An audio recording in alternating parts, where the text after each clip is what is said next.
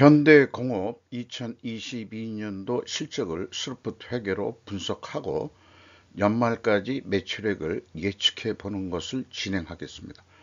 매출은 12.2% 증가했고요. 영업이익은 33.8%가 증가했습니다.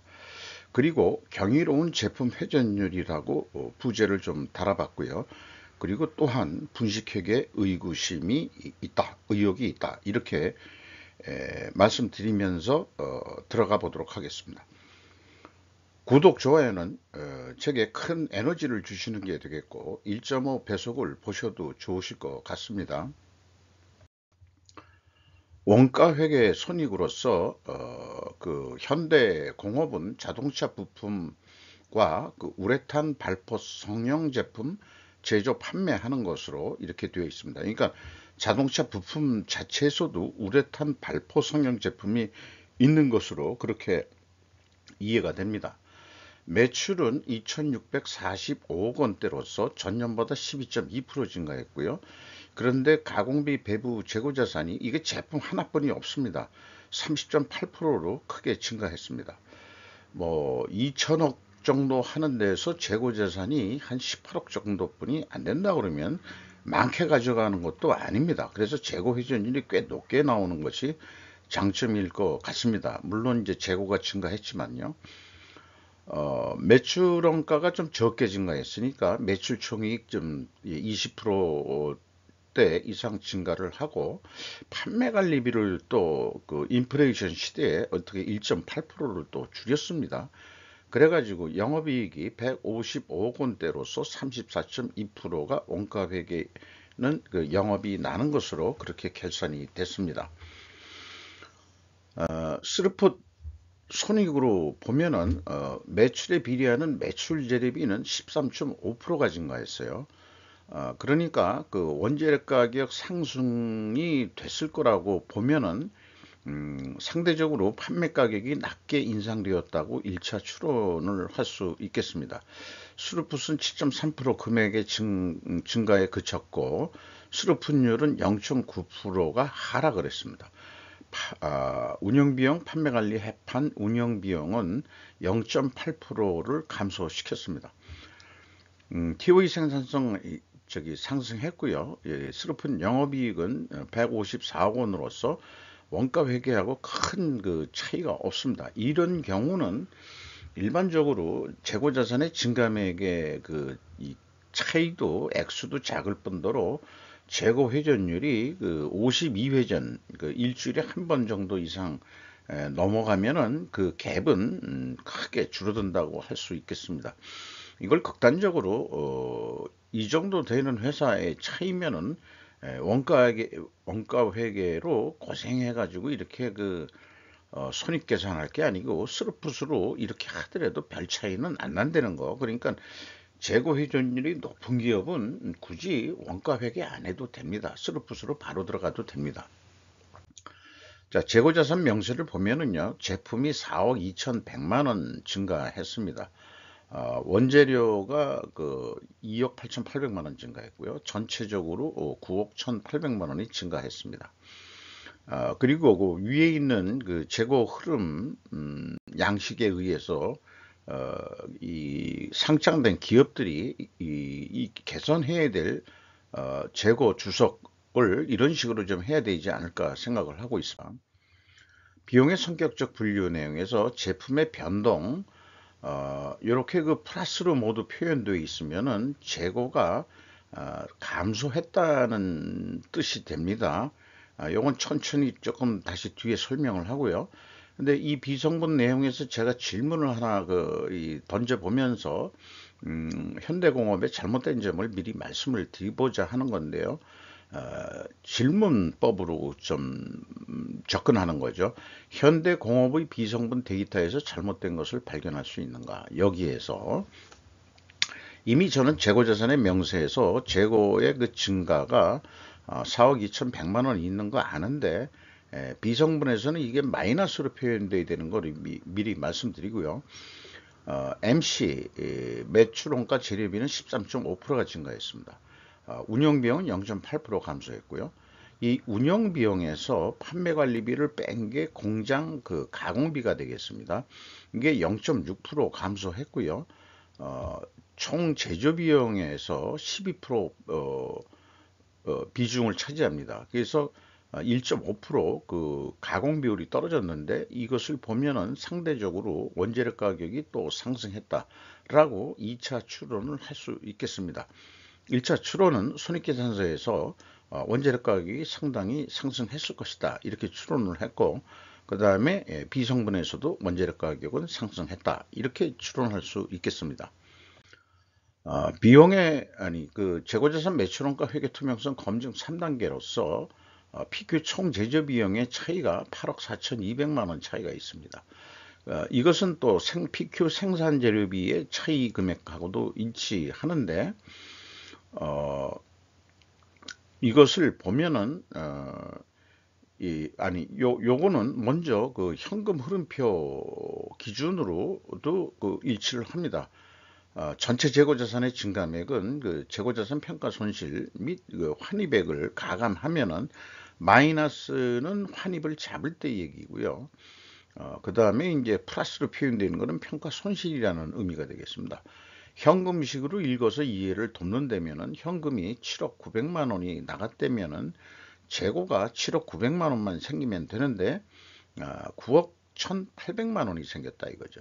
그래서 2억 800만 원의 그 재고가 어디서 갑자기 그 하늘에서 떨어졌느냐 그러면은 그거를 평가 손실을 잡았던 거 쭉 예년에 그것을 환입을 다시 잡았다.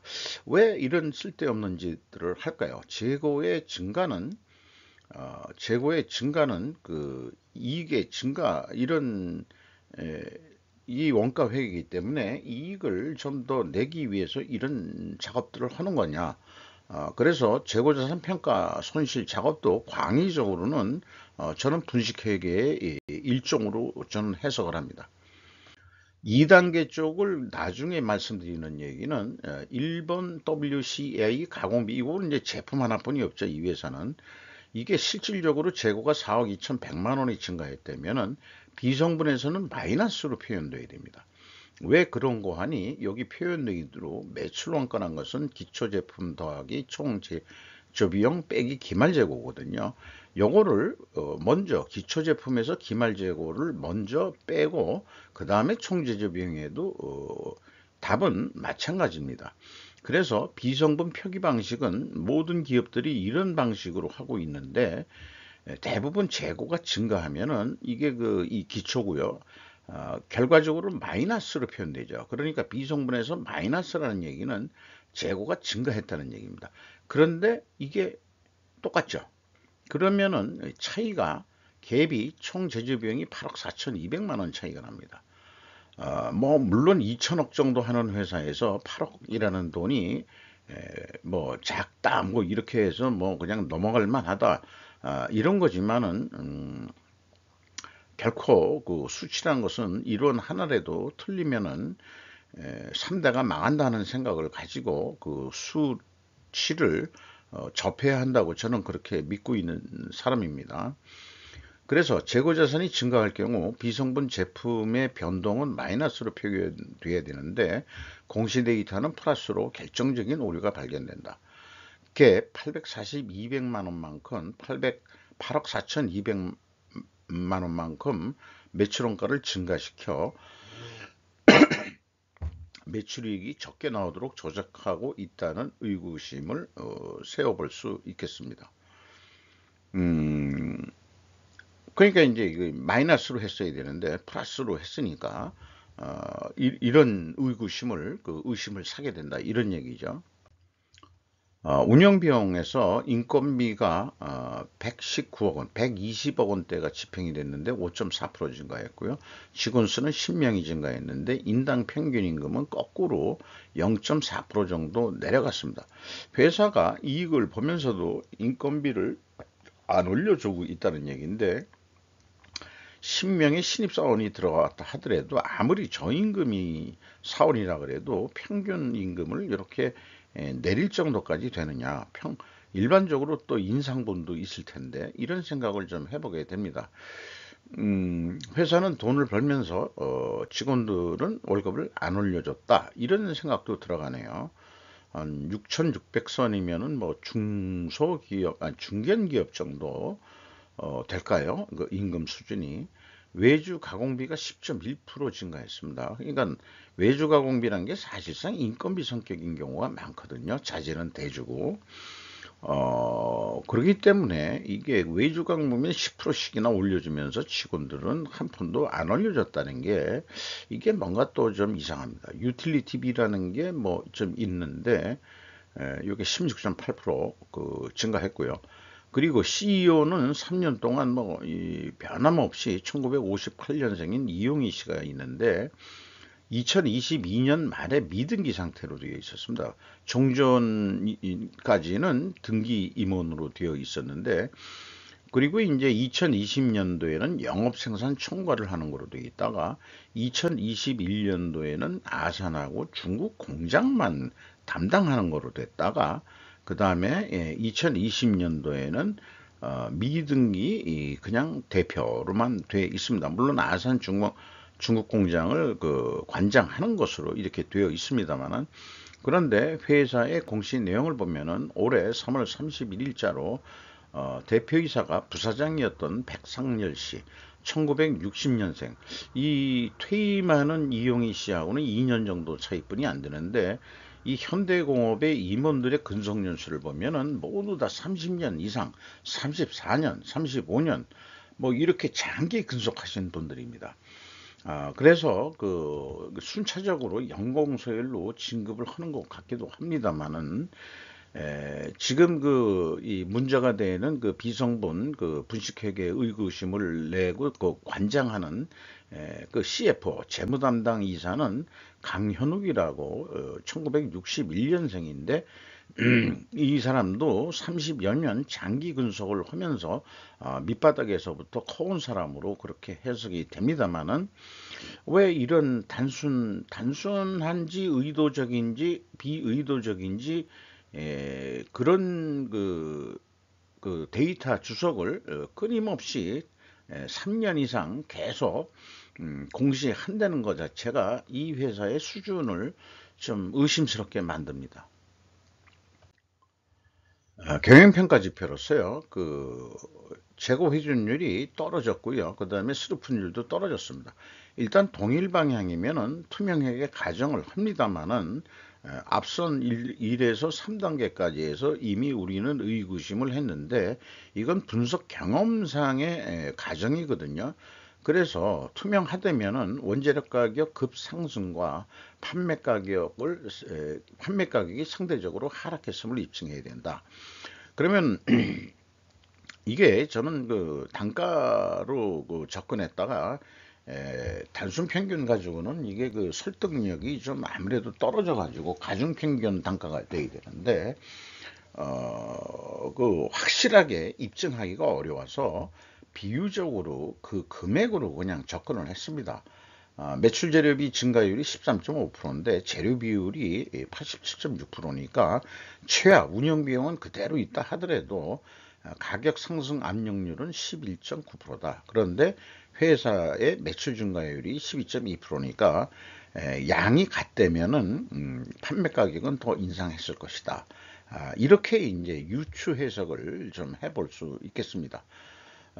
그러니까 뭐 투명회계 가정은 입증이 되는데 요거는 경영평가 지표에서 그렇다 하더라도 아까 말씀드린 대로 그게 이제 그 한 토탈한 8억 4,200 정도 갭이 나니까 큰 포션이 안 되니까 영향을 안 미치는 것 같아요. 그러니까 우습게 보고 계속해서 자기네들 방식대로 그렇게 하는데 그만큼 8억 4,200만 원치 그 분식회계를 했다 이렇게 보면 되겠습니다.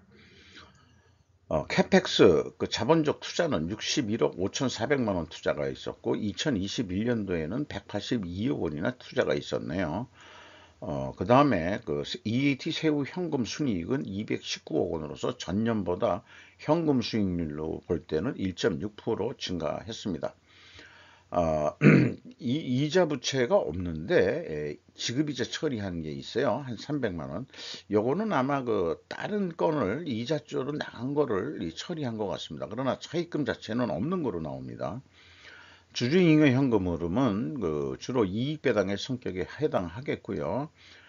그 다음에 FEM 최종 103억 원의 현금을 벌었다. 이렇게 볼 수 있겠습니다. CBR날 현금 버퍼율은 21.6%로 부족하지 않게 가지고 있고요. 이익 잉여금률은 446%로서 52.7%나 상승했습니다. 충분히 이익 배당률을 조금 더 올려도 될 것 같은 그런 회사입니다. 원가 회계 개념으로 애당초 8억 4,200만 원 이 공시 매출원가에서 매출원가 Q 이건 제가 산출한 거 8억 4,200만 원으로 피공시 매출원가가 비싸기 때문에 회사에서는 만약 이 회사가 뭐 울산에 있는 데가 맞고요. 현대자동차에 납품을 한다고 한다면은 이렇게 매출원가가 요만이라도 높으니까 가격을 남는 게 없으니 그 다음에 가격은 많이 깎아달지 말라 이렇게 이제 만약 협상을 했다면은 요게 이제 납품 단가 단단위로 따진다면은 30만 원에 계약하면은 한 2만 원 돈 남는 거로 이렇게 이제 예측을 해볼 수 있겠습니다. 근데 요 경우 이 30% 재고가 증가하는 것으로 기준을 했습니다. 그런데 거꾸로 30%가 재고가 감소한다면은 영업이익은 뭐 약간 떨어지죠. 그 10억 원 정도, 그 1,000원 정도 떨어지는데 100만 원 단위로 환산하면 10억 원 정도가 더 줄어든다. 이렇게 되겠습니다. 워낙 이 회사가 재고 회전율이 높은 기업이기 때문에 그 갭은 좀 작다 할 수 있겠습니다. 스루풋 관점에서 그 손익 분기점 산식으로 봤을 때 운영 비용이 한 2022년도에 뭐 한 2% 정도 줄였는데 아무래도 인플레상으로 다 올라갈 거다. 이렇게 되면은 짜게 1%만 그럼 올려보자. 그리고 영업이익은 34% 정도 이익을 내는 거로 했을 때 2,924억 원 정도면은 충분히 될 것 같다. 이렇게 이제 손익분기점은 나오는데요. 재료비 기준으로 해서 예년에 2022년도에 상승률 13.5%를 적용하면은 마진율 그대로라고 봐도 말하자면은 그 3천억 정도가 나오게 되겠습니다. 이렇게 한 것을 이거를 또 납품 단가라고 비유를 한다면은 30만 원으로 해도 되겠지만은 아까 그 매출원가를 높여가지고 깎지 말라고 얘기했지만 이거를 만약에 안다고 그런다면은 29만 5천 원에 하자. 납품 단가 5천 원 깎자. 그 크기가 크진 않지만은 그래도 스루풋상으로는 15,200원이 남는 거로 되어 있습니다. 거기다가 재고 회전율이 150% 한다. 이렇게 봤을 때 좀 더 납품을 더 해가지고 싸게 좀 하는 대신 납품을 좀 더 해서 재고 회전율을 올린다면은 212억 원까지 남길 수 있겠다. 이렇게 그 판단이 됩니다. 슬프 관점은 원가 회계 납품 가격보다 낮게 납품가 협상이 되어도 충분히 윈윈할 수 있다. 실제로 달성해 보았던 제품 회전율 150회전을 전제로 한다. 그래서 150회전 정도 2021년에 해봤으니 충분히 그 정도 또 이 실적을 내야 되지 않겠냐 이렇게 생각이 들어갑니다. 주가는 7,870원으로서 2021년 말보다 1,840원 상승했고요. 장부 가격 대비 90%까지 올랐습니다. 주주를 보면은 강현석 1973년생으로서 29.74%가 있고요. 강윤나 씨가 20.9%를 가지고 있는데 이 나이대로 봐서는 2세 경영인 것 같습니다. 그래서 지금 현재 운영하고 있는 경영진들이 더 나이들이 한 58년생, 60년생 그러니까 한 10여 년 이상 차이가 있지 않습니까? 이런 거 보면은 이 선대 이부터 근무했던 그런 임원들이라고 생각합니다.